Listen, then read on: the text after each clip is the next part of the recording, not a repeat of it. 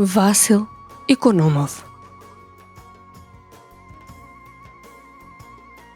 Васил Апостолов Икономов е роден во Лазарополе на 6 мај 1848 година.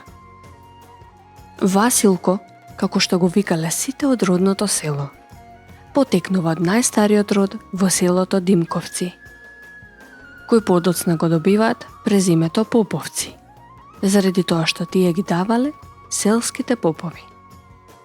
Татко му бил апостол Поповски, кој се занимавал со кираджилак, но и со трговија. Убиен бил од арамиска банда.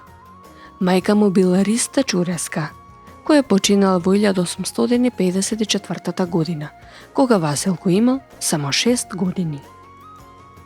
Грижата за него ја презел неговиот чичко, поп Коста Мартинов Поповски Димковски, кој на прекар бил викан Иконом, па оттаму најверојатно доаѓа и презимето на Василко, Икономов. Се описменил во Келиното селско училиште, каде што учителствувал поп Мартин Димковски, неговиот дедо, и каде што наставата се одвивала на мијачки дијалект, а црковната служба на црковно-словенски јазик. Оттука се здобил со првичното образование. Неговата интелигенција била забележена од грчкиот владика Калиник од Депар, кој го испратил на дообразување во една од тогашните познати грчки семинарии, со цел подоцна да го искористи за проширување на грчкото влијание во селата од мијачијата.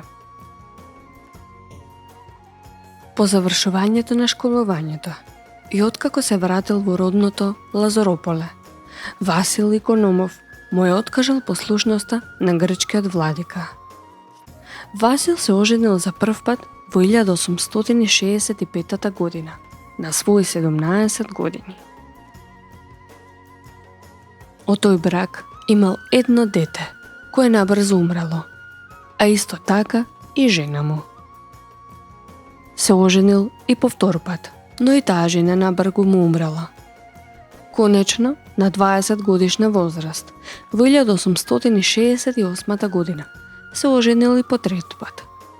Овој пат со Ангелина Камбуровска, со која имале 10 деца, но од кои докрај му останал само синот Методија Поповски.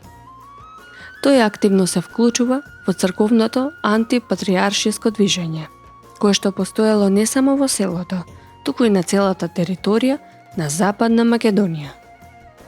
Многу блиску соработувал со Аџи Теофил Аврамов, подоцна првиот македонски митрополит на Дебарската епархија. Во 1898 година, после неколку години собирачка дејност, семејството на Васил Икономов се соочува со тешка трагедија. Многуте деца од бракот со Андја се разболуваат и умираат, најверојатно од дифтерија, а неговата жена умствено се растројува, пошто сите заедно одат во Софија, кај богатите роднини Станишеви, каде што остануваат скоро 3 години. Во периодот од јуни 1902 до јуни 1907 година, Икономов престојувал во Браила, Романија, најверојатно на печалба. Таму се појавува во служба на црковен пејач, во црковниот храм Свето Вознесение. Но освен со пеење, во својот 5 годишен престој таму, тој напишал, превел и издал неколку душеполезни книжки. Во јули 1908 година, Икономов, по младотурската револуција, отишол во Солун, со цел да биде поблиску до својот син Методија Поповски, кој учел во престижната Солунска машка гимназија. Таму, заедно со ѓаконот Јосиф, отвориле печатница која работела околу 8 месеци. Во 1910 година во Солун е издадена малечката книга Народна песнопоука, во која се наоѓале и линденски револуционерни песни. Токму заради објавувањето на оваа книга, Васил бил прогонет од турските власти и тој морал да бега и да се крие по бачилата на своите пријатели, но и во манастирот Пречиста, во Кичевско, каде според кажувањата на неговото семејство, тој имал и своја соба. Така тој го дочекал и метежот од Првата светска војна, откако на 20 ноември 1915 година српската војска го напуштила Лазарополе.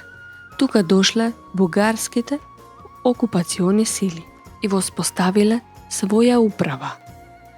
Била формирана Лозорска општина, управувана од 3 члена.